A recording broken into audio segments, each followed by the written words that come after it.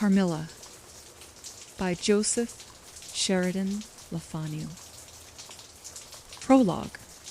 Upon a paper attached to the narrative which follows, Dr. Hesselius has written a rather elaborate note, which he accompanies with a reference to his essay on the strange subject which the MS illuminates. This mysterious subject he treats, in that essay, with his usual learning and acumen, and with remarkable directness and condensation. It will form but one volume of the series of that extraordinary man's collected papers. As I publish the case, in this volume simply to interest the laity, I shall forestall the intelligent lady who relates it in nothing and after due consideration. I have determined, therefore, to abstain from presenting any precis of the learned doctor's reasoning, or extract from his statement on a subject which he describes as involving, not improbably, some of the profoundest arcana of our dual existence and its intermediates. I was anxious on discovering this paper to reopen the correspondence commenced by Dr. Hesselius so many years before, with a person so clever and careful as his informant seems to have been. Much to my regret, however, I found that she had died in the interval. She, probably, could have added little to the narrative which she communicates in the following pages, with, so far as I can pronounce, such conscientious particularity. Chapter 1. An Early Fright. In Styria, we, though by no means magnificent people, inhabit a castle, or schloss. A small income in that part of the world goes a great way. 800 or 900 a year does wonders. Scantily enough ours would have answered among wealthy people at home. My father is English, and I bear an English name, although I never saw England. But here, in this lonely and primitive place, where everything is so marvelously cheap, I really don't see how ever so much more money would at all materially add to our comforts, or even luxuries. My father was in the Austrian service, and retired upon a pension and his patrimony, and purchased this feudal residence, and the small estate on which it stands, a bargain.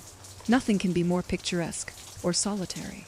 It stands on a slight eminence in a forest. The road, very old and narrow, passes in front of its drawbridge, never raised in my time, and its moat, stocked with perch, and sailed over by many swans, and floating on its surface white fleets of water lilies. Over all this, the schloss shows its many-windowed front, its towers, and its Gothic chapel. The forest opens in an irregular and very picturesque glade before its gate, and at the right a steep Gothic bridge carries the road over a stream that winds in deep shadow through the wood. I have said that this is a very lonely place. Judge whether I say truth. Looking from the hall door towards the road, the forest in which our castle stands extends 15 miles to the right and 12 to the left. The nearest inhabited village is about 7 of your English miles to the left. The nearest inhabited schloss of any historic associations is that of Old General Spielsdorf, nearly 20 miles away to the right.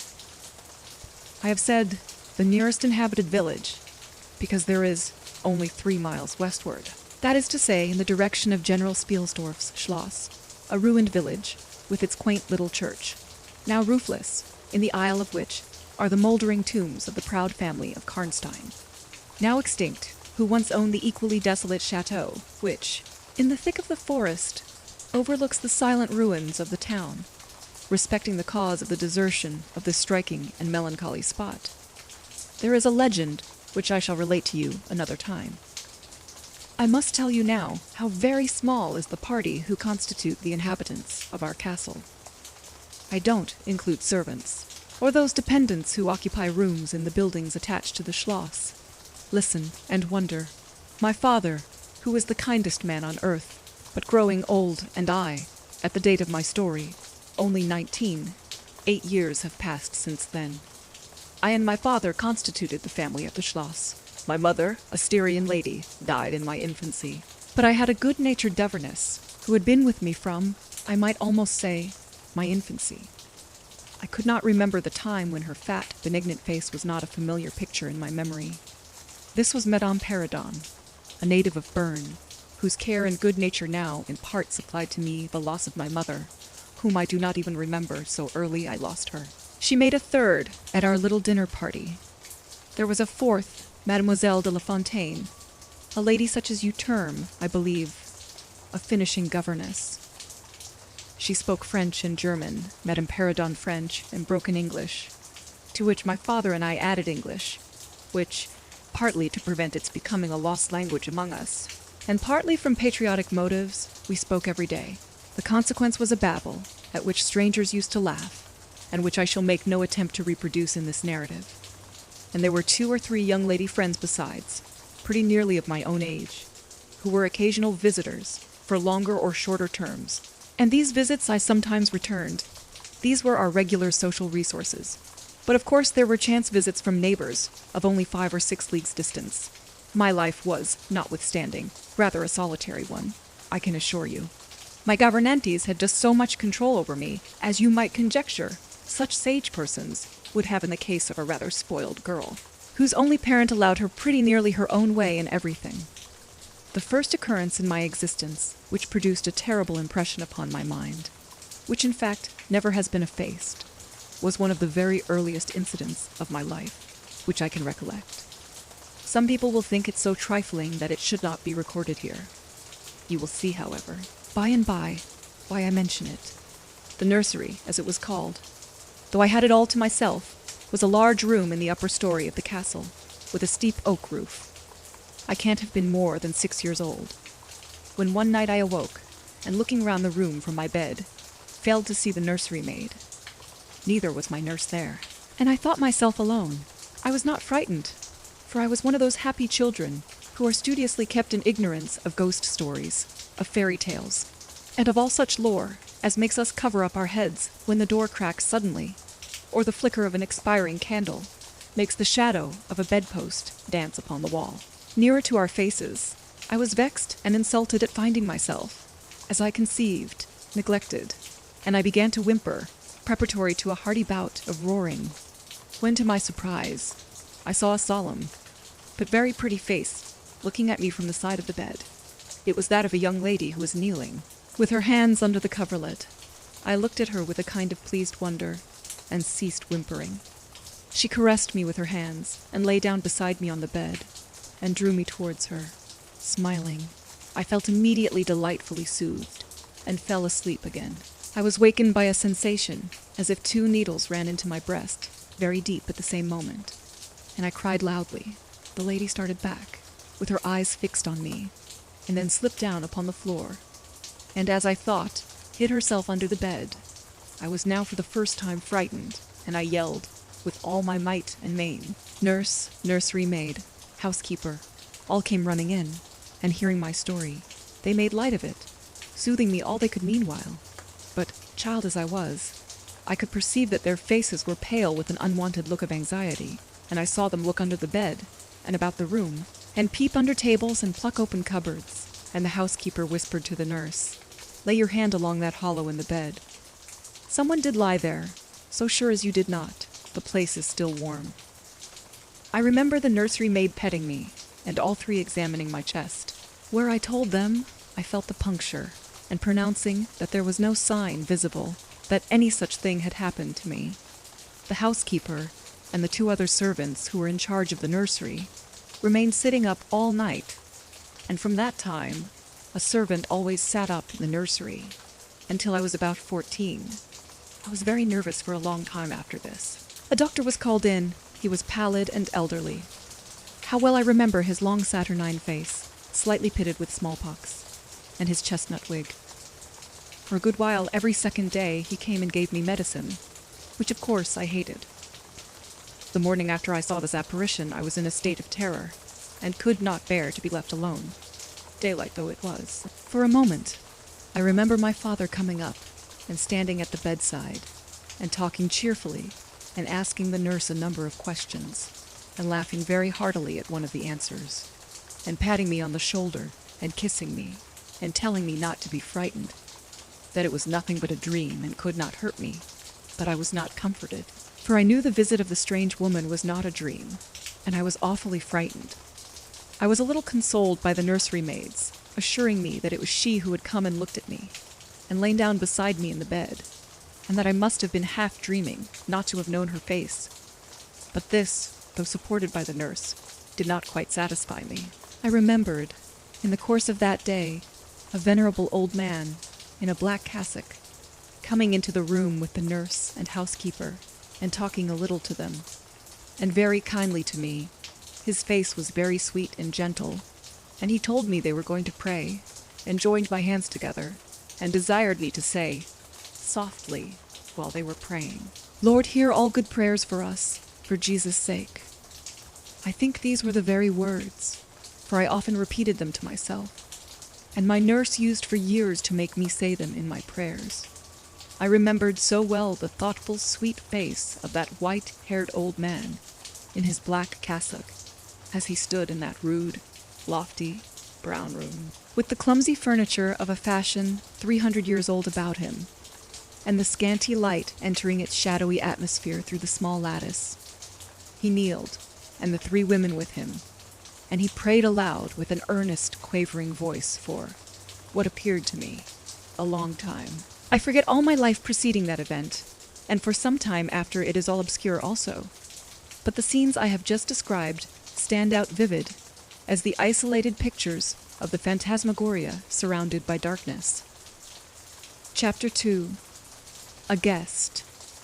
I am now going to tell you something so strange that it will require all your faith in my veracity to believe my story.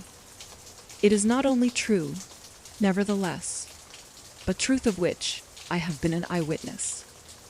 It was a sweet summer evening, and my father asked me, as he sometimes did, to take a little ramble with him along that beautiful forest vista, which I have mentioned as lying in front of the Schloss. "General Spielsdorf cannot come to us so soon as I had hoped," said my father, as we pursued our walk. "He was to have paid us a visit of some weeks, and we had expected his arrival next day. He was to have brought with him a young lady, his niece and ward, Mademoiselle Reinfeldt, whom I had never seen, but whom I had heard described as a very charming girl, and in whose society I had promised myself many happy days. I was more disappointed than a young lady living in a town, or a bustling neighborhood, can possibly imagine. This visit, and the new acquaintance it promised, had furnished my daydream for many weeks. "And how soon does he come?" I asked. "Not till autumn. Not for 2 months, I dare say," he answered. "And I am very glad now, dear, that you never knew Mademoiselle Reinfeldt." "And why?"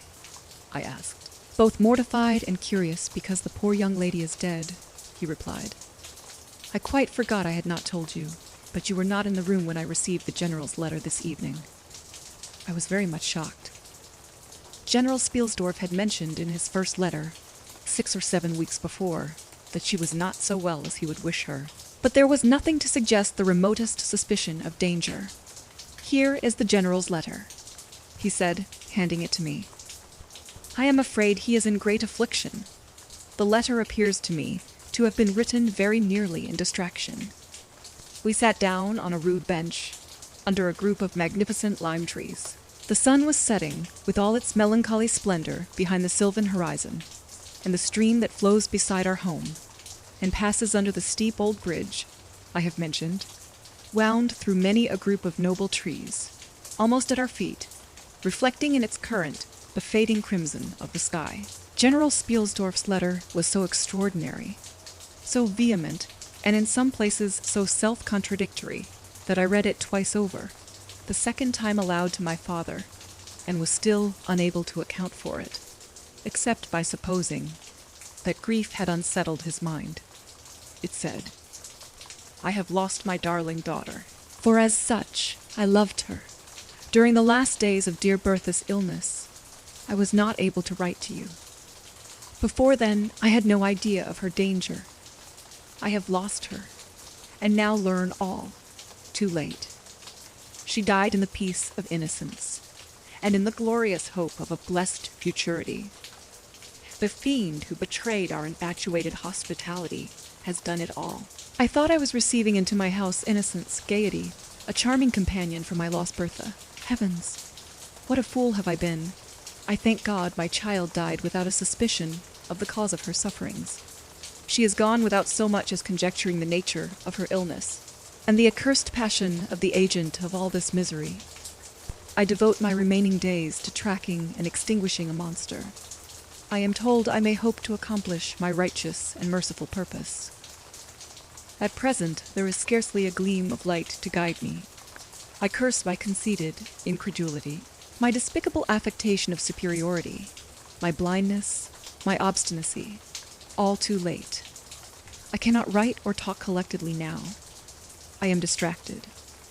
So soon as I shall have a little recovered, I mean to devote myself for a time to enquiry, which may possibly lead me as far as Vienna. Sometime in the autumn, 2 months hence, or earlier if I live, I will see you. That is, if you permit me, I will then tell you all that I scarce dare put upon paper now. Farewell, pray for me, dear friend. In these terms ended this strange letter. Though I had never seen Bertha Reinfeldt, my eyes filled with tears at the sudden intelligence. I was startled, as well as profoundly disappointed. The sun had now set, and it was twilight by the time I had returned the general's letter to my father. It was a soft, clear evening, and we loitered, speculating upon the possible meanings of the violent and incoherent sentences which I had just been reading. We had nearly a mile to walk before reaching the road that passes the Schloss in front, and by that time the moon was shining brilliantly. At the drawbridge, we met Madame Perrodon and Mademoiselle de La Fontaine, who had come out without their bonnets to enjoy the exquisite moonlight. We heard their voices gabbling in animated dialogue as we approached. We joined them at the drawbridge and turned about to admire with them the beautiful scene. The glade through which we had just walked lay before us. At our left, the narrow road wound away under clumps of lordly trees, and was lost to sight amid the thickening forest. At the right, the same road crosses the steep and picturesque bridge, near which stands a ruined tower, which once guarded that pass, and beyond the bridge, an abrupt eminence rises, covered with trees, and showing in the shadows some gray ivy. Clustered rocks. Over the sward and low grounds, a thin film of mist was stealing like smoke, marking the distances with a transparent veil, and here and there we could see the river faintly flashing in the moonlight. No softer, sweeter scene could be imagined. The news I had just heard made it melancholy, but nothing could disturb its character of profound serenity and the enchanted glory and vagueness of the prospect. My father, who enjoyed the picturesque, and I stood looking in silence over the expanse beneath us. The 2 good governesses, standing a little way behind us, discoursed upon the scene, and were eloquent upon the moon. Madame Perrodon was fat, middle-aged, and romantic, and talked and sighed poetically. Mademoiselle de La Fontaine, in right of her father, who was a German assumed to be psychological, metaphysical, and something of a mystic, now declared that when the moon shone with a light so intense, it was well known that it indicated a special spiritual activity. The effect of the full moon in such a state of brilliancy was manifold. It acted on dreams. It acted on lunacy. It acted on nervous people. It had marvelous physical influences connected with life. Mademoiselle related that her cousin, who was mate of a merchant ship, having taken a nap on deck on such a night, lying on his back, with his face full in the light on the moon, had wakened, after a dream of an old woman clawing him by the cheek, with his features horribly drawn to one side, and his countenance had never quite recovered its equilibrium. The moon, this night, she said, is full of idyllic and magnetic influence, and see, when you look behind you at the front of the Schloss, how all its windows flash and twinkle with that silvery splendor, as if unseen hands had lighted up the rooms to receive fairy guests. There are indolent styles of the spirits in which, indisposed to talk ourselves, the talk of others is pleasant to our listless ears. And I gazed on, pleased with the tinkle of the ladies' conversation. I have got into one of my moping moods tonight, said my father, after a silence, and quoting Shakespeare, whom, by way of keeping up our English, he used to read aloud, he said, "In truth, I know not why I am so sad. It wearies me.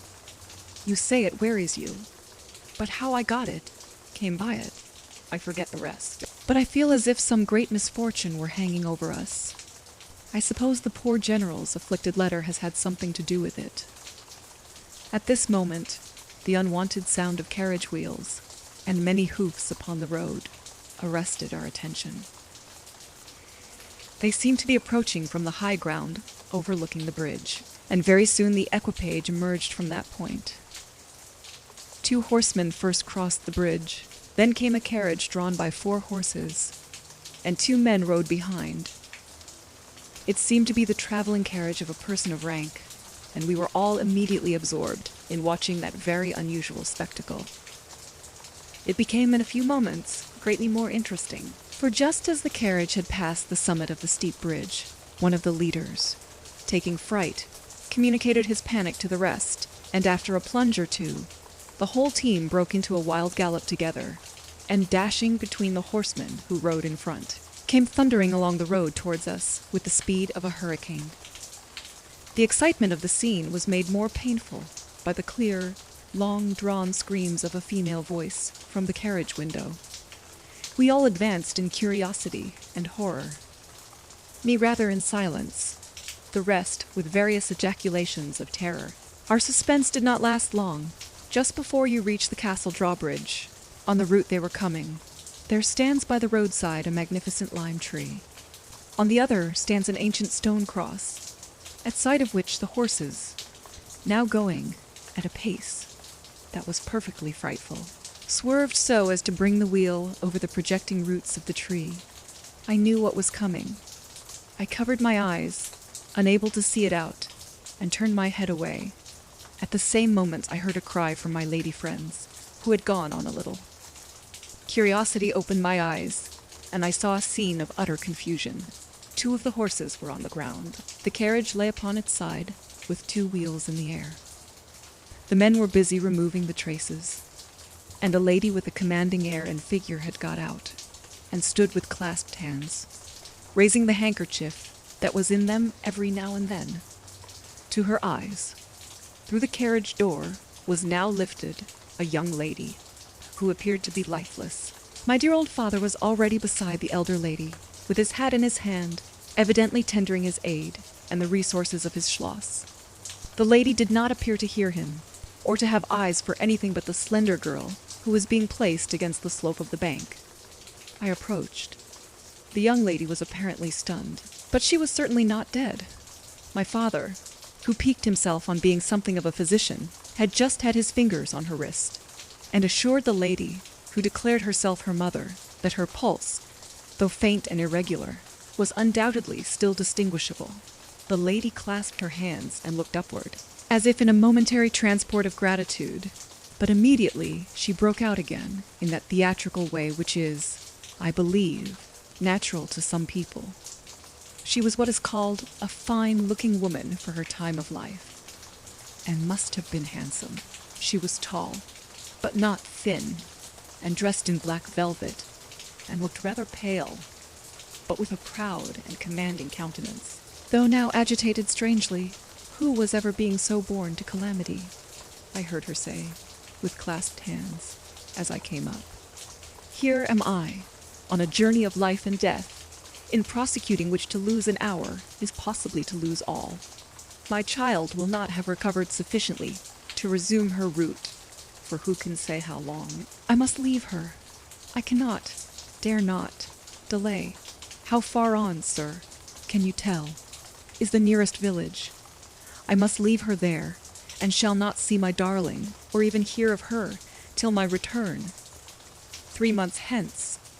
I plucked my father by the coat, and whispered earnestly in his ear, "Oh, Papa, pray ask her to let her stay with us. It would be so delightful, do, pray.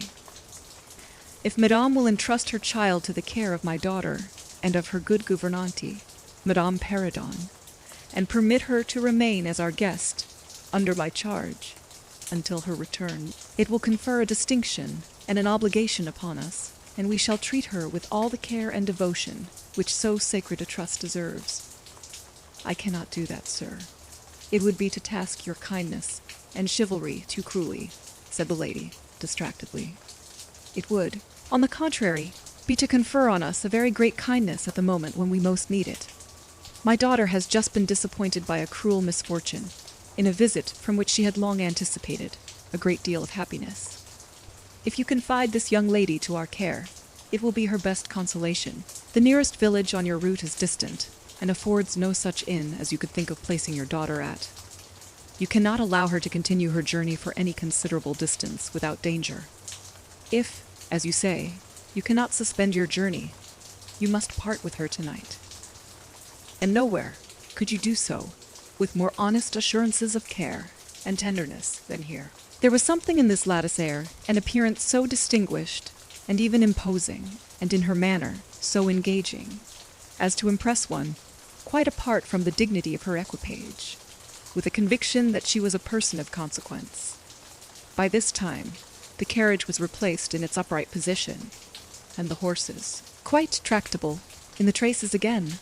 The lady threw on her daughter a glance, which I fancied was not quite so affectionate, as one might have anticipated from the beginning of the scene. Then she beckoned slightly to my father, and withdrew 2 or 3 steps with him, out of hearing, and talked to him with a fixed and stern countenance, not at all like that with which she had hitherto spoken. I was filled with wonder that my father did not seem to perceive the change, and also unspeakably curious to learn what it could be that she was speaking, almost in his ear, with so much earnestness and rapidity. 2 or 3 minutes at most, I think, she remained thus employed. Then she turned, and a few steps brought her to where her daughter lay, supported by Madame Perrodon. She kneeled beside her for a moment, and whispered, as Madame supposed, a little benediction in her ear. Then hastily kissing her, she stepped into her carriage. The door was closed. The footmen in stately liveries jumped up behind. The outriders spurred on. The postilions cracked their whips. The horses plunged, and broke suddenly into a furious canter that threatened soon again to become a gallop. And the carriage whirled away, followed at the same rapid pace by the 2 horsemen in the rear. Chapter 3. We compare notes. We followed the cortege with our eyes until it was swiftly lost to sight in the misty wood, and the very sound of the hoofs and the wheels died away in the silent night air. Nothing remained to assure us that the adventure had not been an illusion of a moment, but the young lady, who just at that moment opened her eyes. I could not see, for her face was turned from me, but she raised her head, evidently looking about her, and I heard a very sweet voice ask complainingly, "Where is Mamma?" Our good Madame Perrodon answered tenderly, and added some comfortable assurances. I then heard her ask, "Where am I? What is this place?" And after that she said, "I don't see the carriage. And Matska, where is she?" Madame answered all her questions in so far as she understood them, and gradually the young lady remembered how the misadventure came about, and was glad to hear that no one in or in attendance on. The carriage was hurt, and on learning that her mamma had left her here, till her return in about 3 months, she wept. I was going to add my consolations to those of Madame Perrodon, when Mademoiselle de La Fontaine placed her hand upon my arm, saying, "Don't approach, one at a time, is as much as she can at present converse with. A very little excitement would possibly overpower her now.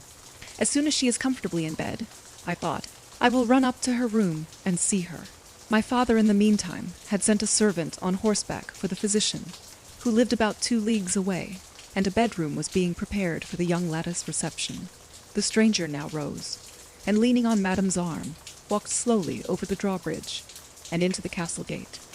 In the hall, servants waited to receive her, and she was conducted forthwith to her room.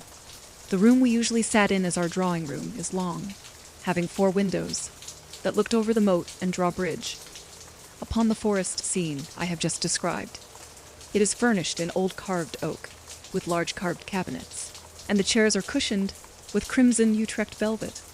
The walls are covered with tapestry, and surrounded with great gold frames, the figures being as large as life, in ancient and very curious costume, and the subjects represented are hunting, hawking, and generally festive. It is not too stately to be extremely comfortable, and here we had our tea, for with his usual patriotic leanings, he insisted that the national beverage should make its appearance regularly, with our coffee and chocolate.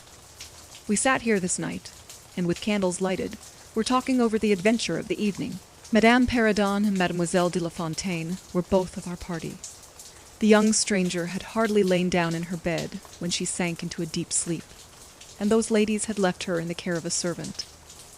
"How do you like our guest?" I asked, as soon as Madame entered. "Tell me all about her." "I like her extremely," answered Madame.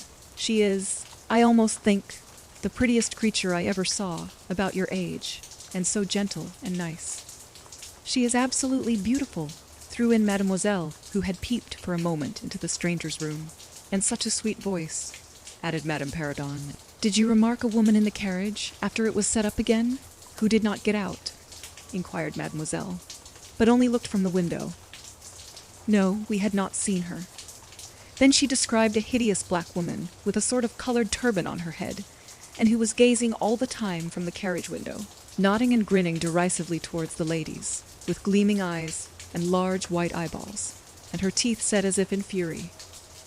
Did you remark what an ill-looking pack of men the servants were?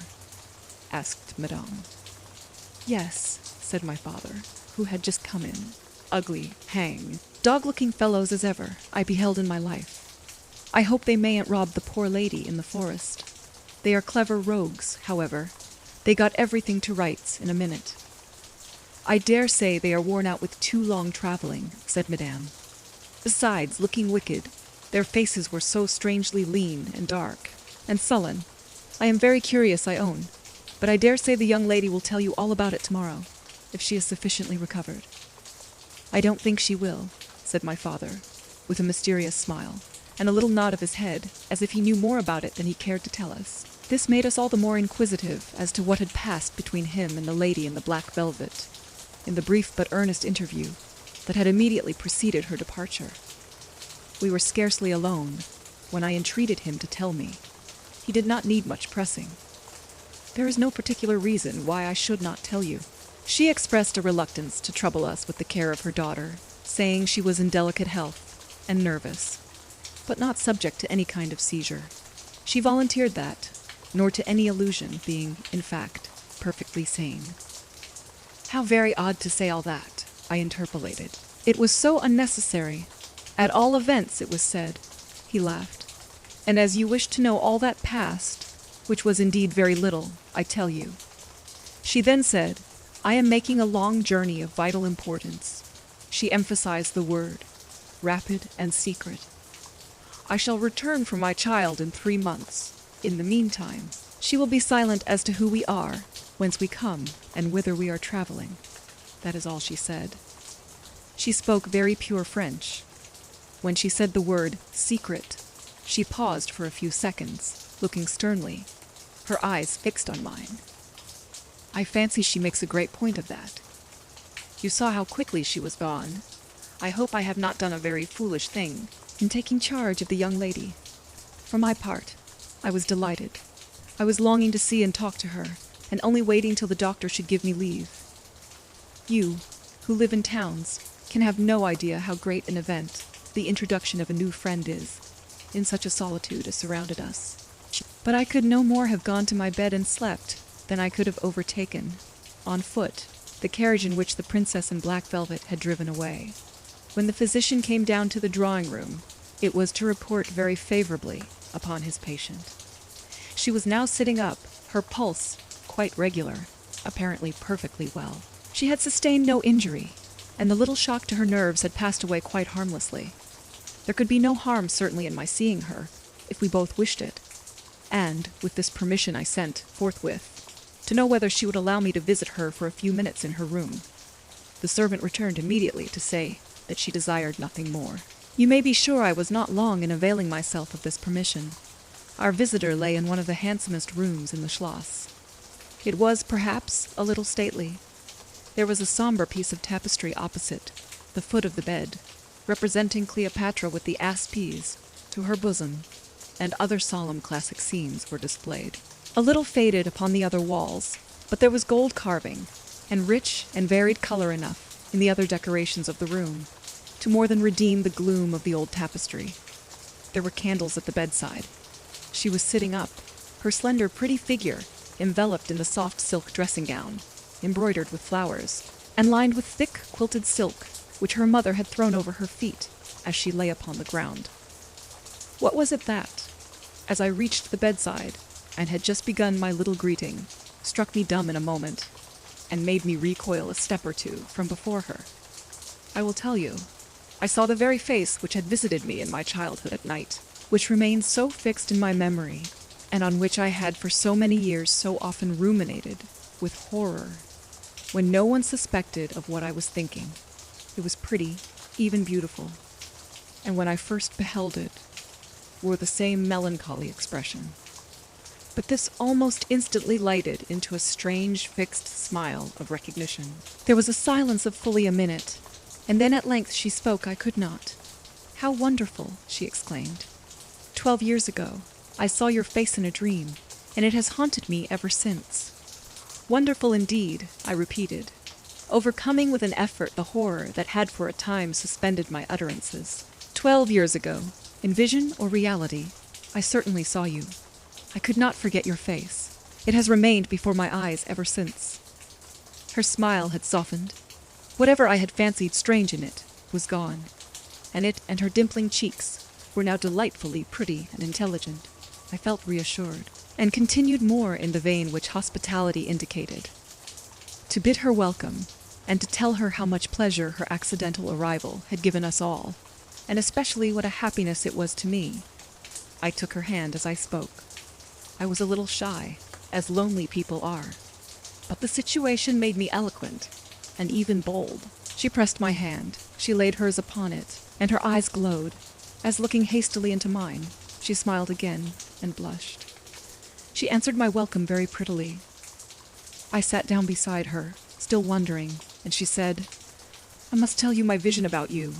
It is so very strange that you and I should have had, each of the other so vivid a dream, that each should have seen. You and you me, looking as we do now, when of course we both were mere children.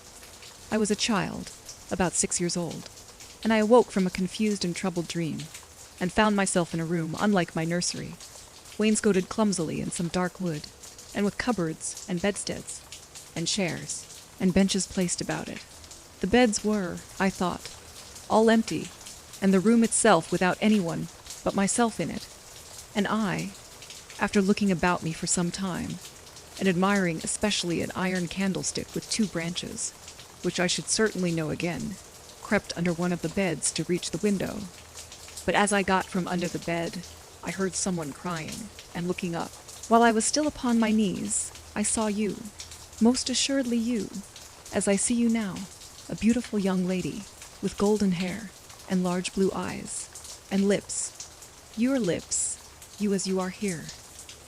Your looks won me. I climbed on the bed and put my arms about you, and I think we both fell asleep. I was aroused by a scream. You were sitting up screaming. I was frightened, and slipped down upon the ground, and, it seemed to me, lost consciousness for a moment, and when I came to myself, I was again in my nursery at home. Your face I have never forgotten since. I could not be misled by mere resemblance. You were the lady whom I saw then. It was now my turn to relate my corresponding vision, which I did, to the undisguised wonder of my new acquaintance. I don't know which should be most afraid of the other, she said, again smiling. If you were less pretty, I think I should be very much afraid of you. But being as you are, and you and I both so young, I feel only that I have made your acquaintance 12 years ago, and have already a right to your intimacy. At all events, it does seem as if we were destined, from our earliest childhood, to be friends. I wonder whether you feel as strangely drawn towards me as I do to you. I have never had a friend. Shall I find one now? She sighed, and her fine dark eyes gazed passionately on me. Now the truth is, I felt rather unaccountably towards the beautiful stranger. I did feel, as she said, drawn towards her, but there was also something of repulsion. In this ambiguous feeling, however, the sense of attraction immensely prevailed. She interested and won me. She was so beautiful and so indescribably engaging. I perceived now something of languor and exhaustion stealing over her, and hastened to bid her good night. The doctor thinks, I added, that you ought to have a maid to sit up with you tonight. One of ours is waiting, and you will find her a very useful and quiet creature. How kind of you, but I could not sleep. I never could with an attendant in the room. I shan't require any assistance. And, shall I confess my weakness? I am haunted with a terror of robbers. Our house was robbed once, and 2 servants murdered. So I always lock my door. It has become a habit, and you look so kind. I know you will forgive me. I see there is a key in the lock. She held me close in her pretty arms for a moment and whispered in my ear, "Good night, darling. It is very hard to part with you, but good night tomorrow, but not early. I shall see you again." She sank back on the pillow with a sigh, and her fine eyes followed me with a fond and melancholy gaze. And she murmured again, "Good night, dear friend." Young people like, and even love, on impulse. I was flattered by the evident, though as yet undeserved, fondness she showed me. I liked the confidence with which she at once received me. She was determined that we should be very near friends. Next day came, and we met again. I was delighted with my companion, that is to say, in many respects. Her looks lost nothing in daylight. She was certainly the most beautiful creature I had ever seen, and the unpleasant remembrance of the face presented in my early dream had lost the effect of the first unexpected recognition. She confessed that she had experienced a similar shock on seeing me, and precisely the same faint antipathy that had mingled with my admiration of her. We now laughed together over our momentary horrors. Chapter 4. Her Habits. A Saunter. I told you that I was charmed with her in most particulars. There were some that did not please me so well. She was above the middle height of women. I shall begin by describing her.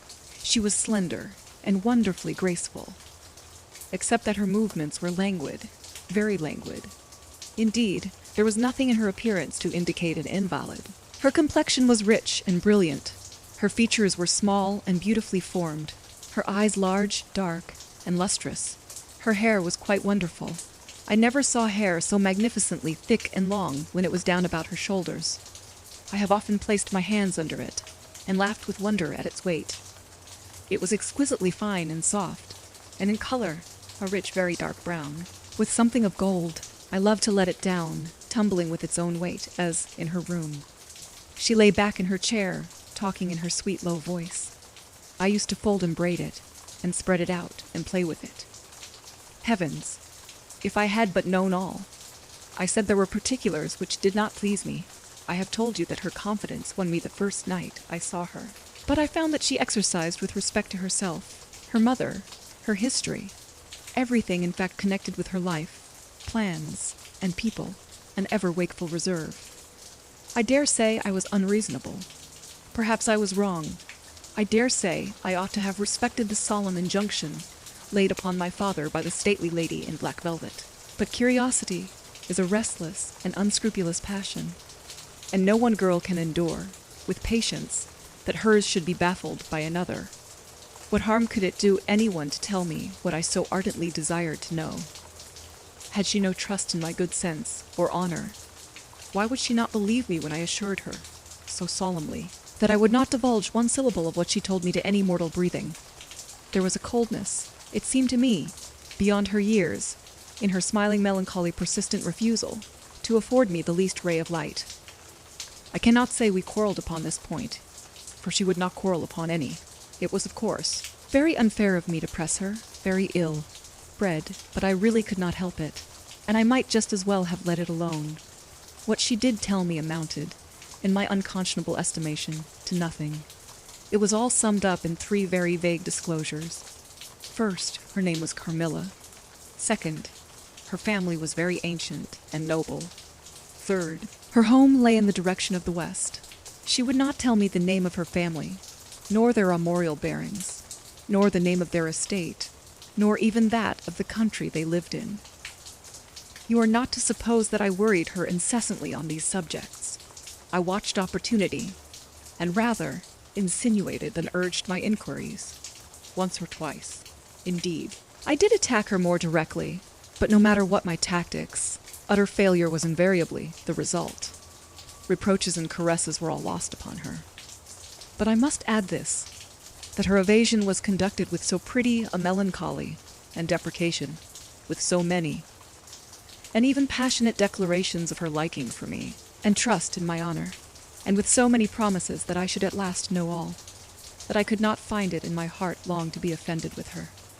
She used to place her pretty arms about my neck, draw me to her, and laying her cheek to mine, murmur with her lips near my ear, "Dearest, your little heart is wounded. Think me not cruel, because I obey the irresistible law of my strength and weakness. If your dear heart is wounded, my wild heart bleeds with yours. In the rapture of my enormous humiliation, I live in your warm life, and you shall die, sweetly die, into mine. I cannot help it. As I draw near to you, you, in your turn, will draw near to others and learn the rapture of that cruelty, which yet is love. So for a while, seek to know no more of me and mine, but trust me with all your loving spirit.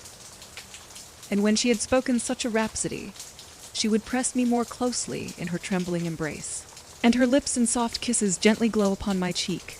Her agitations and her language were unintelligible to me. From these foolish embraces, which were not of very frequent occurrence, I must allow, I used to wish to extricate myself, but my energies seemed to fail me. Her murmured words sounded like a lullaby in my ear, and soothed my resistance into a trance, from which I only seemed to recover myself when she withdrew her arms. In these mysterious moods, I did not like her.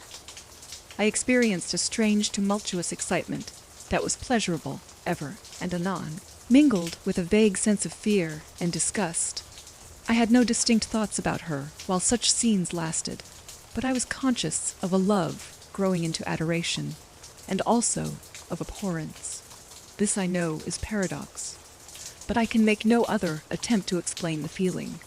I now write, after an interval of more than 10 years, with a trembling hand, with a confused and horrible recollection of certain occurrences and situations, in the ordeal through which I was unconsciously passing, though with a vivid and very sharp remembrance of the main current of my story. But, I suspect, in all lives there are certain emotional scenes, those in which our passions have been most wildly and terribly roused, that are of all others the most vaguely and dimly remembered.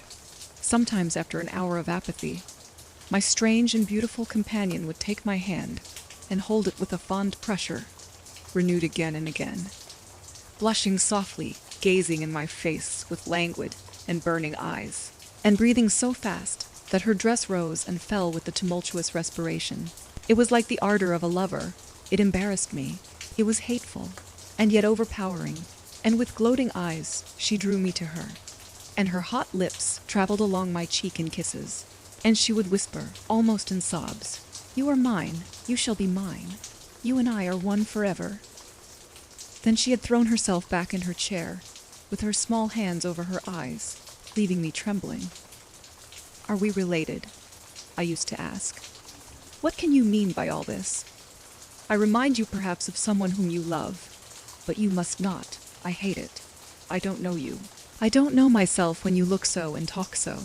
She used to sigh at my vehemence, then turn away and drop my hand, respecting these very extraordinary manifestations. I strove in vain to form any satisfactory theory. I could not refer them to affectation or trick. It was unmistakably the momentary breaking out of suppressed instinct and emotion. Was she, notwithstanding her mother's volunteered denial, subject to brief visitations of insanity, or was there here a disguise and a romance? I had read in old storybooks of such things. What if a boyish lover had found his way into the house, and sought to prosecute his suit in masquerade, with the assistance of a clever old adventuress? But there were many things against this hypothesis, highly interesting as it was to my vanity. I could boast of no little attentions, such as masculine gallantry delights to offer. Between these passionate moments there were long intervals of commonplace, of gaiety, of brooding melancholy, during which, except that I detected her eyes so full of melancholy fire, following me, at times I might have been as nothing to her. Except in these brief periods of mysterious excitement, her ways were girlish, and there was always a languor about her, quite incompatible with the masculine system in a state of health. In some respects her habits were odd, perhaps not so singular in the opinion of a town lady, like you, as they appeared to us rustic people. She used to come down very late, generally not till 1 o'clock. She would then take a cup of chocolate, but eat nothing. We then went out for a walk, which was a mere saunter, and she seemed, almost immediately, exhausted, and either returned to the schloss or sat on one of the benches that were placed, here and there, among the trees. This was a bodily languor in which her mind did not sympathize. She was always an animated talker, and very intelligent. She sometimes alluded for a moment to her own home, or mentioned an adventure or situation, or an early recollection, which indicated to people of strange manners, and described customs of which we knew nothing. I gathered from these chance hints that her native country was much more remote than I had at first fancied. As we sat thus one afternoon under the trees, a funeral passed us by. It was that of a pretty young girl whom I had often seen, the daughter of one of the rangers of the forest. The poor man was walking behind the coffin of his darling. She was his only child, and he looked quite heartbroken. Peasants walking two and two came behind. They were singing a funeral hymn. I rose to mark my respect as they passed, and joined in the hymn they were very sweetly singing. My companion shook me a little roughly, and I turned surprised. She said brusquely, "Don't you perceive how discordant that is? I think it very sweet." "On the contrary," I answered, vexed at the interruption, and very uncomfortable, lest the people who composed the little procession should observe and resent what was passing. I resumed, therefore, instantly, and was again interrupted. "You pierce my ears," said Carmilla, almost angrily, and stopping her ears with her tiny fingers. "Besides, how can you tell that your religion and mine are the same? Your forms wound me, and I hate funerals. What a fuss! Why, you must die. Everyone must die, and all are happier when they do. Come home. My father has gone on with the clergyman to the churchyard. I thought you knew she was to be buried today. I don't trouble my head about peasants. I don't know who she is," answered Carmilla, with a flash from her fine eyes. "She is the poor girl who fancied she saw a ghost a fortnight ago, and has been dying ever since, till yesterday, when she expired. Tell me nothing about ghosts. I shan't sleep tonight if you do. I hope there is no plague or fever coming. All this looks very like it," I continued. "The swineherd's young wife died only a week ago, and she thought something seized her by the throat as she lay in her bed, and nearly strangled her. Papa says such horrible fancies do accompany some forms of fever. She was quite well the day before. She sank afterwards and died before a week. Well, her funeral is over, I hope, and her hymn sung, and our ears shan't be tortured with that discord and jargon. It has made me nervous. Sit down here. Beside me, sit close. Hold my hand. Press it hard, harder." We had moved a little back and had come to another seat. She sat down. Her face underwent a change that alarmed and even terrified me for a moment. It darkened and became horribly livid. Her teeth and hands were clenched, and she frowned and compressed her lips, while she stared down upon the ground at her feet, and trembled all over with a continued shudder as irrepressible as ague. All her energies seemed strained to suppress a fit, with which she was then breathlessly tugging, and at length a low convulsive cry of suffering broke from her, and gradually the hysteria subsided. "There, that comes of strangling people with hymns," she said at last. Hold me still, it is passing away." And so gradually it did, and perhaps to dissipate the somber impression which the spectacle had left upon me, she became unusually animated and chatty, and so we got home. This was the first time I had seen her exhibit any definable symptoms of that delicacy of health which her mother had spoken of. It was the first time also I had seen her exhibit anything like temper. Both passed away like a summer cloud, and never but once afterwards did I witness on her part a momentary sign of anger. I will tell you how it happened. She and I were looking out of one of the long drawing-room windows when there entered the courtyard, over the drawbridge, a figure of a wanderer whom I knew very well. He used to visit the Schloss generally twice a year. It was the figure of a hunchback, with the sharp, lean features that generally accompany deformity. He wore a pointed black beard, and he was smiling from ear to ear, showing his white fangs. He was dressed in buff, black, and scarlet, and crossed with more straps and belts than I could count, from which hung all manner of things. Behind, he carried a magic lantern, and 2 boxes, which I well knew, in one of which was a salamander, and in the other a mandrake. These monsters used to make my father laugh. They were compounded of parts of monkeys, parrots, squirrels, fish, and hedgehogs, dried and stitched together with great neatness and startling effect. He had a fiddle, a box of conjuring apparatus, a pair of foils and masks attached to his belt, several other mysterious cases dangling about him, and a black staff with copper ferrules in his hand. His companion was a rough, spare dog that followed at his heels, but stopped short, suspiciously at the drawbridge, and in a little while began to howl dismally. In the meantime, the mountebank standing in the midst of the courtyard raised his grotesque hat and made us a very ceremonious bow, paying his compliments very volubly in execrable French, and German not much better. Then, disengaging his fiddle, he began to scrape a lively air to which he sang with a merry discord, dancing with ludicrous airs and activity that made me laugh, in spite of the dogs howling.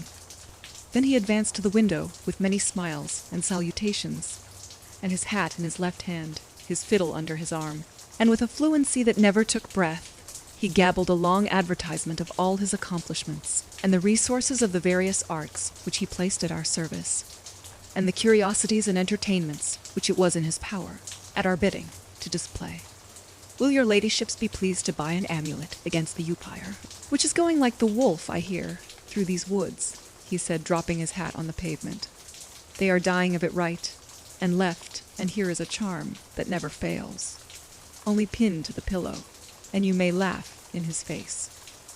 These charms consisted of oblong slips of vellum, with cabalistic ciphers and diagrams upon them. Carmilla instantly purchased one, and so did I. He was looking up, and we were smiling down upon him, amused at least I can answer for myself. His piercing black eye, as he looked up in our faces, seemed to detect something that fixed for a moment his curiosity. In an instant he unrolled a leather case full of all manner of odd little steel instruments. "See here, my lady," he said, displaying it, and addressing me. "I profess, among other things less useful, the art of dentistry." "Plague take the dog," he interpolated. "Silence, beast. He howls so that your ladyships can scarcely hear a word. Your noble friend, the young lady at your right, has the sharpest tooth, long, thin, pointed, like an owl, like a needle. Ha ha, with my sharp and long sight. As I look up, I have seen it distinctly. Now if it happens to hurt the young lady, and I think it must, here am I, here are my file, my punch, my nippers. I will make it round and blunt, if her ladyship pleases, no longer the tooth of a fish, but of a beautiful young lady as she is. Hey, is the young lady displeased? Have I been too bold? Have I offended her?" The young lady, indeed, looked very angry as she drew back from the window. "How dares that mountebank insult us so? Where is your father? I shall demand redress from him." My father would have had the wretch tied up to the pump, and flogged with a cart whip, and burnt to the bones with a cattle brand. She retired from the window a step or two, and sat down, and had hardly lost sight of the offender, when her wrath subsided as suddenly as it had risen, and she gradually recovered her usual tone, and seemed to forget the little hunchback and his follies. My father was out of spirits that evening. On coming in, he told us that there had been another case very similar to the two fatal ones which had lately occurred. The sister of a young peasant on his estate, only a mile away, was very ill, had been, as she described it, attacked very nearly in the same way, and was now slowly, but steadily sinking. "All this," said my father, "is strictly referable to natural causes. These poor people infect one another with their superstitions, and so repeat in imagination the images of terror that have infested their neighbors. But that very circumstance frightens one horribly," said Carmilla. "How so?" inquired my father. "I am so afraid of fancying. I see such things. I think it would be as bad as reality. We are in God's hands. Nothing can happen without his permission, and all will end well for those who love him. He is our faithful Creator. He has made us all, and will take care of us." "Creator, nature," said the young lady in answer to my gentle father. "And this disease that invades the country is natural." "Nature. All things proceed from nature, don't they? All things in the heaven, in the earth, and under the earth, act and live as nature ordains." "I think so." "The doctor said he would come here today," said my father, after a silence. "I want to know what he thinks about it, and what he thinks we had better do." "Doctors never did me any good," said Carmilla. "Then you have been ill?" I asked. "More ill than ever you were," she answered, "long ago." "Yes, a long time. I suffered from this very illness, but I forget all but my pain and weakness, and they were not so bad as are suffered in other diseases. You were very young then. I dare say, let us talk no more of it. You would not wound a friend." She looked languidly in my eyes, and passed her arm round my waist lovingly, and led me out of the room. My father was busy over some papers near the window. "Why does your papa like to frighten us?" said the pretty girl with a sigh and a little shudder. "He doesn't, dear Carmilla. It is the very furthest thing from his mind. Are you afraid, dearest?" "I should be very much if I fancied there was any real danger of my being attacked as those poor people were." "You are afraid to die." "Yes, everyone is. But to die as lovers may, to die together, so that they may live together. Girls are caterpillars while they live in the world, to be finally butterflies when the summer comes. But in the meantime, there are grubs and larvae, don't you see, each with their peculiar propensities. Necessities and structure.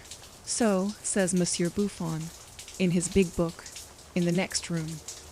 Later in the day, the doctor came, and was closeted with Papa for some time. He was a skillful man, of 60 and upwards. He wore powder, and shaved his pale face as smooth as a pumpkin. He and Papa emerged from the room together, and I heard Papa laugh, and say as they came out, "Well, I do wonder at a wise man like you. What do you say to hippogriffs and dragons?" The doctor was smiling, and made answer, shaking his head, "Nevertheless, life and death are mysterious states, and we know little of the resources of either." And so they walked on, and I heard no more. I did not then know what the doctor had been broaching, but I think I guess it now. Chapter 5. A Wonderful Likeness. This evening there arrived from Gratz, the grave, dark-faced son of the picture cleaner, with a horse and cart, laden with 2 large packing cases, having many pictures in each. It was a journey of 10 leagues, and whenever a messenger arrived at the Schloss from our little capital of Gratz, we used to crowd about him in the hall. To hear the news, this arrival created in our secluded quarters quite a sensation. The cases remained in the hall, and the messenger was taken charge of by the servants till he had eaten his supper. Then, with assistants, and armed with hammer, ripping chisel, and turnscrew, he met us in the hall, where we had assembled to witness the unpacking of the cases. Carmilla sat looking listlessly on, while one after the other the old pictures, nearly all portraits, which had undergone the process of renovation, were brought to light. My mother was of an old Hungarian family, and most of these pictures, which were about to be restored to their places, had come to us through her. My father had a list in his hand, from which he read as the artist rummaged out the corresponding numbers. I don't know that the pictures were very good, but they were, undoubtedly, very old, and some of them very curious also. They had, for the most part, the merit of being now seen by me, I may say, for the first time. For the smoke and dust of time had all but obliterated them. "There is a picture that I have not seen yet," said my father. "In one corner, at the top of it, is the name, as well as I could read, Marcia Karnstein, and the date, 1698, and I am curious to see how it has turned out." I remembered it. It was a small picture, about 1.5 feet high, and nearly square, without a frame, but it was so blackened by age that I could not make it out. The artist now produced it, with evident pride. It was quite beautiful. It was startling. It seemed to live. It was the effigy of Carmilla. "Carmilla, dear, here is an absolute miracle. Here you are, living, smiling, ready to speak, in this picture. Isn't it beautiful, Papa? And see, even the little mole on her throat." My father laughed and said, "Certainly, it is a wonderful likeness." But he looked away, and to my surprise seemed but little struck by it, and went on talking to the picture cleaner, who was also something of an artist, and discoursed with intelligence about the portraits or other works, which his art had just brought into light and color, while I was more and more lost in wonder, the more I looked at the picture. "Will you let me hang this picture in my room, Papa?" I asked. "Certainly, dear," said he, smiling. "I'm very glad you think it so like.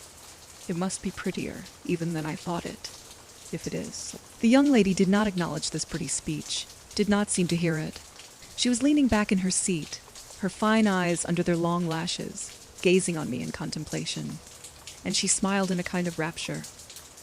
And now you can read quite plainly the name that is written in the corner. It is not Marcia. It looks as if it was done in gold. The name is Marcella, Countess Karnstein, and this is a little coronet over and underneath, add 1698. I am descended from the Karnsteins, that his mamma was.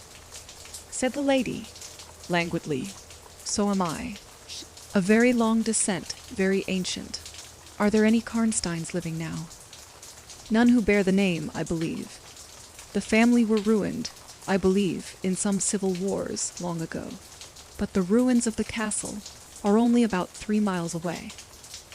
How interesting, she said languidly. But see what beautiful moonlight. She glanced through the hall door, which stood a little open. Suppose you take a little ramble round the court and look down at the road and river. It is so like the night you came to us, I said. She sighed, smiling.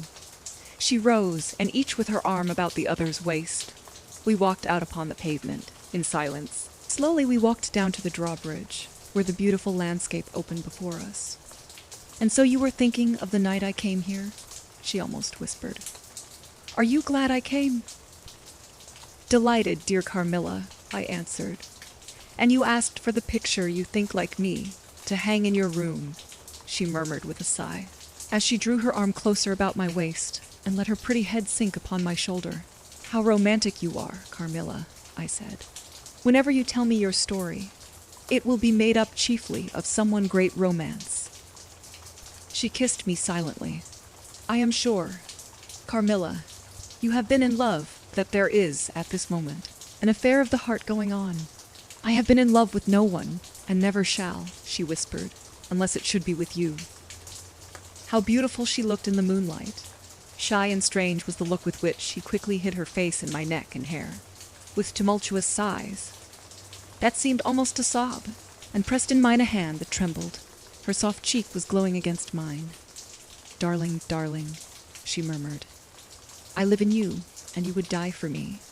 I love you so. I started from her.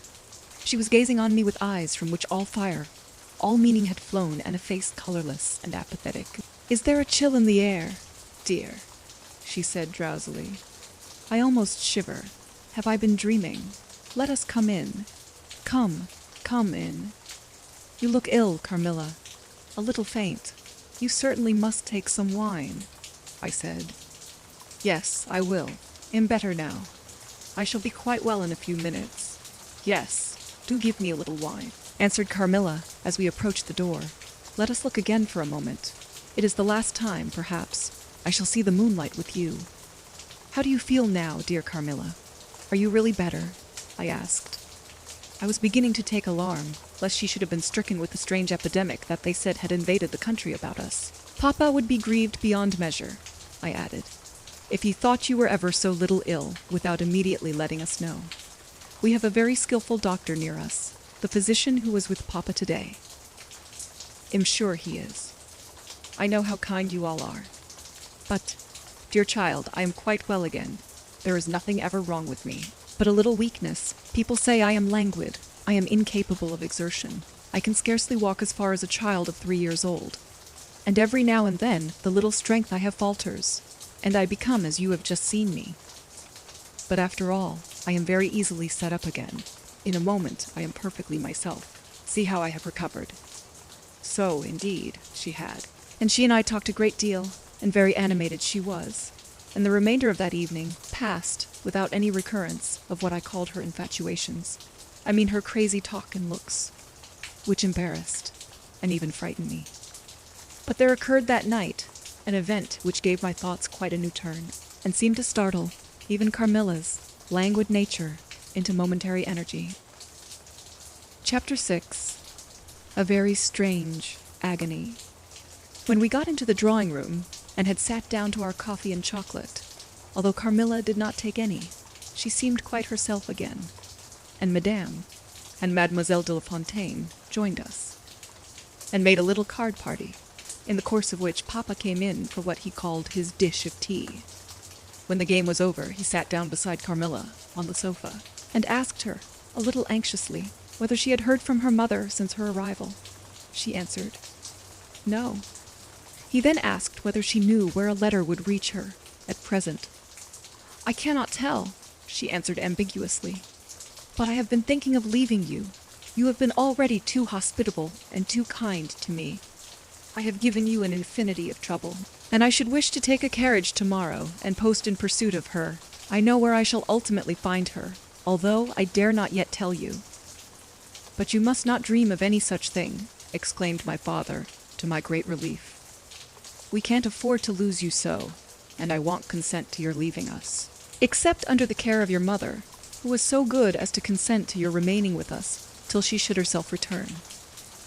I should be quite happy if I knew that you heard from her. But this evening the accounts of the progress of the mysterious disease that has invaded our neighborhood grow even more alarming, and my beautiful guest, I do feel the responsibility, unaided by advice from your mother, very much. But I shall do my best. And one thing is certain, that you must not think of leaving us without her distinct direction to that effect. We should suffer too much in parting from you to consent to it easily. Thank you, sir, 1,000 times for your hospitality, she answered, smiling bashfully. You have all been too kind to me. I have seldom been so happy in all my life before, as in your beautiful chateau, under your care, and in the society of your dear daughter. So he gallantly, in his old-fashioned way, kissed her hand, smiling and pleased at her little speech. I accompanied Carmilla as usual to her room, and sat and chatted with her while she was preparing for bed. Do you think, I said at length, that you will ever confide fully in me? She turned round smiling, but made no answer, only continued to smile on me. You won't answer that, I said. You can't answer pleasantly. I ought not to have asked you. You were quite right to ask me that, or anything. You do not know how dear you are to me, or you could not think any confidence too great to look for. But I am under vows, no none half so awfully, and I dare not tell my story yet, even to you. The time is very near when you shall know everything. You will think me cruel, very selfish, but love is always selfish. The more ardent, the more selfish. How jealous I am you cannot know. You must come with me, loving me, to death, or else hate me and still come with me, and hating me through death. And after, there is no such word as indifference in my apathetic nature. Now, Carmilla, you are going to talk your wild nonsense again, I said hastily. Not I, silly little fool as I am, and full of whims and fancies for your sake, ill talk like a sage. Were you ever at a ball? No. How you do run on. What is it like? How charming it must be. I almost forget. It is years ago. I laughed. You are not so old. Your first ball can hardly be forgotten yet. I remember everything about it, with an effort. I see it all as divers see what is going on above them, through a medium, dense, rippling, but transparent.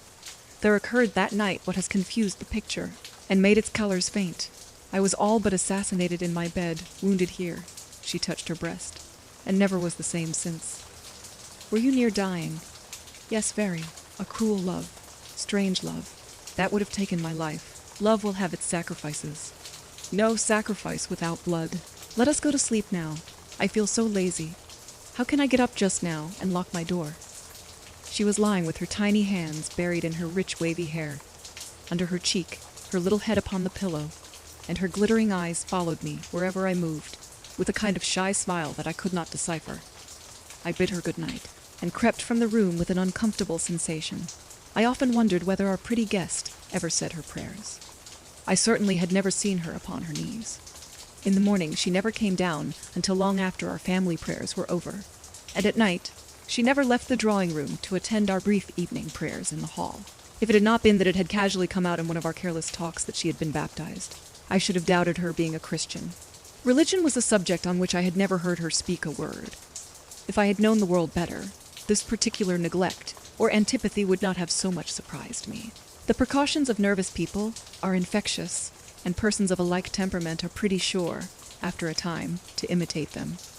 I had adopted Carmilla's habit of locking her bedroom door, having taken into my head all her whimsical alarms about midnight invaders and prowling assassins.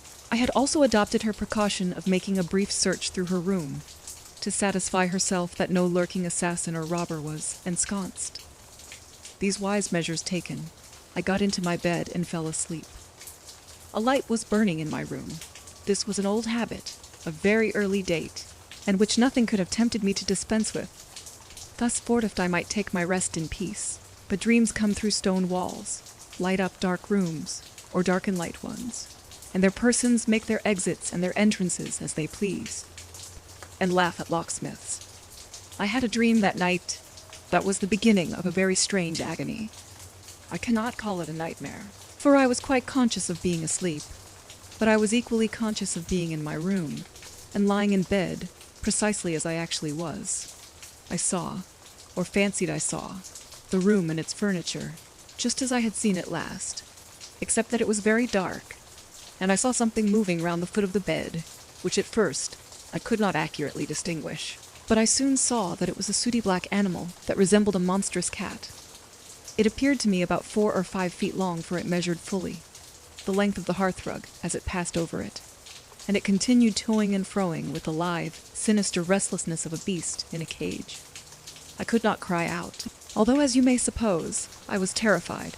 Its pace was growing faster, and the room rapidly darker and darker, and at length so dark that I could no longer see anything of it but its eyes. I felt it spring lightly on the bed. The 2 broad eyes approached my face, and suddenly I felt a stinging pain, as if 2 large needles darted, an inch or 2 apart, deep into my breast. I waked with a scream. The room was lighted by the candle that burnt there all through the night, and I saw a female figure standing at the foot of the bed, a little at the right side. It was in a dark, loose dress, and its hair was down and covered its shoulders. A block of stone could not have been more still. There was not the slightest stir of respiration. As I stared at it, the figure appeared to have changed its place, and was now nearer the door. Then, close to it, the door opened, and it passed out. I was now relieved, and able to breathe and move. My first thought was that Carmilla had been playing me a trick, and that I had forgotten to secure my door. I hastened to it, and found it locked as usual on the inside. I was afraid to open it. I was horrified. I sprang into my bed, and covered my head up in the bedclothes, and lay there more dead than alive till morning. Chapter 7.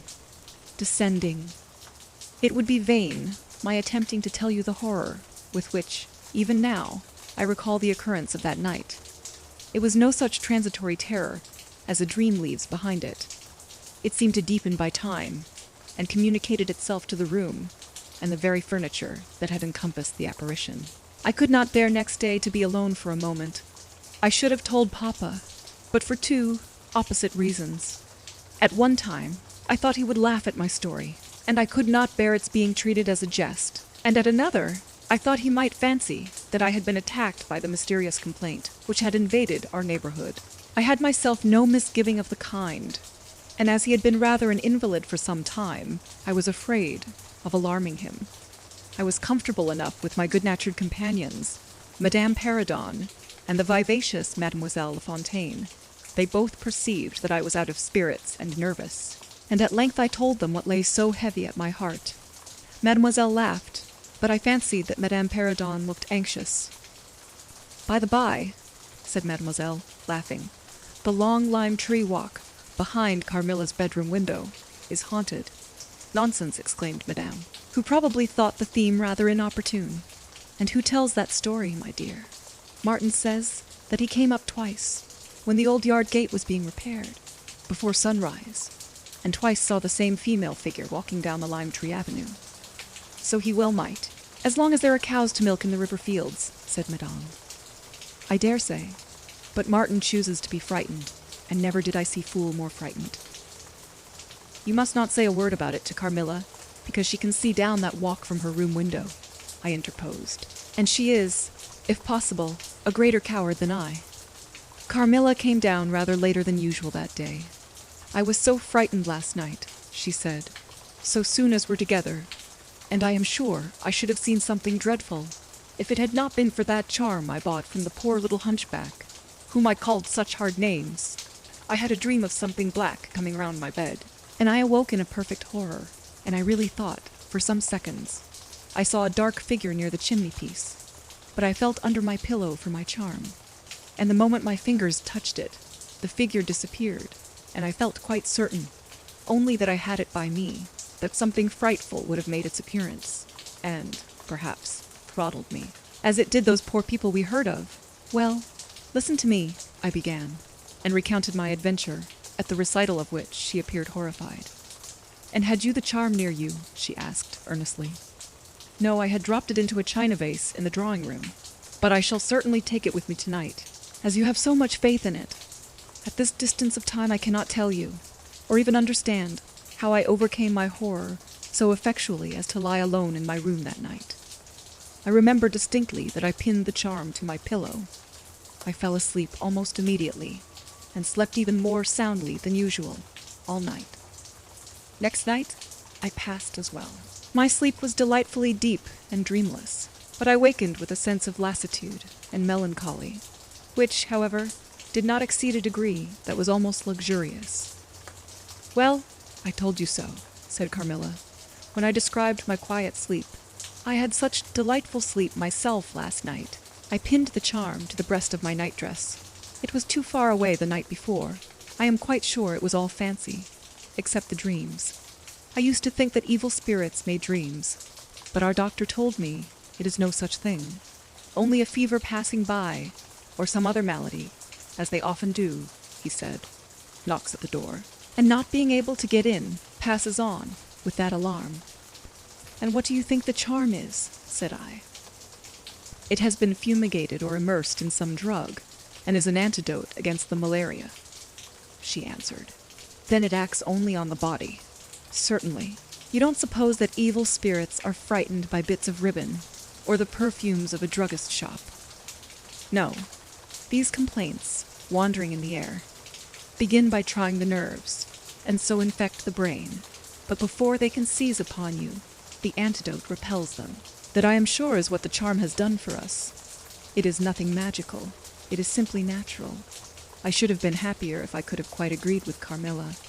But I did my best, and the impression was a little losing its force. For some nights I slept profoundly, but still every morning I felt the same lassitude, and a languor weighed upon me all day.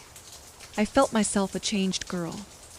A strange melancholy was stealing over me, a melancholy that I would not have interrupted. Dim thoughts of death began to open, and an idea that I was slowly sinking took gentle, and somehow not unwelcome, possession of me. If it was sad, the tone of mind which this induced was also sweet. Whatever it might be, my soul acquiesced in it. I would not admit that I was ill. I would not consent to tell my papa, or to have the doctor sent for. Carmilla became more devoted to me than ever, and her strange paroxysms of languid adoration more frequent. She used to gloat on me with increasing ardor the more my strength and spirits waned. This always shocked me like a momentary glare of insanity. Without knowing it, I was now in a pretty advanced stage of the strangest illness under which mortal ever suffered. There was an unaccountable fascination in its earlier symptoms that more than reconciled me to the incapacitating effect of that stage of the malady. This fascination increased for a time, until it reached a certain point, when gradually a sense of the horrible mingled itself with it, deepening, as you shall hear, until it discolored and perverted the whole state of my life. The first change I experienced was rather agreeable. It was very near the turning point from which began the descent of Avernus. Certain vague and strange sensations visited me in my sleep. The prevailing one was of that pleasant, peculiar cold thrill which we feel in bathing, when we move against the current of a river. This was soon accompanied by dreams that seemed interminable, and were so vague that I could never recollect their scenery and persons, or any one connected portion of their action. But they left an awful impression, and a sense of exhaustion, as if I had passed through a long period of great mental exertion and danger. After all these dreams, there remained on waking a remembrance of having been in a place very nearly dark, and of having spoken to people whom I could not see, and especially of one clear voice of a female's, very deep, that spoke as if at a distance, slowly, and producing always the same sensation of indescribable solemnity and fear. Sometimes there came a sensation as if a hand was drawn softly along my cheek and neck. Sometimes it was as if warm lips kissed me, and longer and more lovingly as they reached my throat. But there the caress fixed itself. My heart beat faster. My breathing rose and fell rapidly and full drawn. A sobbing that rose into a sense of strangulation, supervened, and turned into a dreadful convulsion, in which my senses left me, and I became unconscious. It was now 3 weeks since the commencement of this unaccountable state. My sufferings had, during the last week, told upon my appearance. I had grown pale. My eyes were dilated and darkened underneath, and the languor which I had long felt began to display itself in my countenance. My father asked me often whether I was ill, but, with an obstinacy which now seems to me unaccountable, I persisted in assuring him that I was quite well. In a sense this was true. I had no pain. I could complain of no bodily derangement. My complaints seemed to be one of the imagination, or the nerves, and, horrible as my sufferings were, I kept them, with a morbid reserve, very nearly to myself. It could not be that terrible complaint which the peasants called the upire, for I had now been suffering for 3 weeks. They were seldom ill for much more than 3 days, when death put an end to their miseries. Carmilla complained of dreams and feverish sensations, but by no means of so alarming a kind as mine. I say that mine were extremely alarming. Had I been capable of comprehending my condition, I would have invoked aid and advice on my knees. The narcotic of an unsuspected influence was acting upon me, and my perceptions were benumbed. I am going to tell you now of a dream that led immediately to an odd discovery. One night, instead of the voice I was accustomed to hear in the dark, I heard one, sweet and tender, and at the same time terrible, which said, "Your mother warns you to beware of the assassin."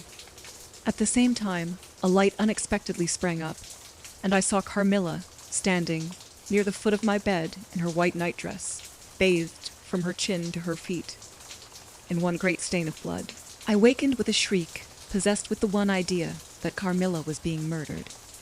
I remember springing from my bed, and my next recollection is that of standing on the lobby, crying for help. Madame and Mademoiselle came scurrying out of their rooms in alarm. A lamp burned always on the lobby, and seeing me, they soon learned the cause of my terror. I insisted on our knocking at Carmilla's door. Our knocking was unanswered. It soon became a pounding and an uproar. We shrieked her name, but all was vain. We all grew frightened, for the door was locked. We hurried back, in panic, to my room. There we rang the bell long and furiously. If my father's room had been at that side of the house, we would have called him up at once to our aid. But alas, he was quite out of hearing, and to reach him involved an excursion for which we none of us had courage. Servants, however, soon came running up the stairs. I had got on my dressing gown, and slippers meanwhile, and my companions were already similarly furnished. Recognizing the voices of the servants on the lobby, we sallied out together, and having renewed, as fruitlessly, our summons at Carmilla's door, I ordered the men to force the lock. They did so, and we stood, holding our lights aloft, in the doorway, and so stared into the room. We called her by name, but there was still no reply. We looked round the room. Everything was undisturbed. It was exactly in the state in which I had left it on bidding her good night. But Carmilla was gone.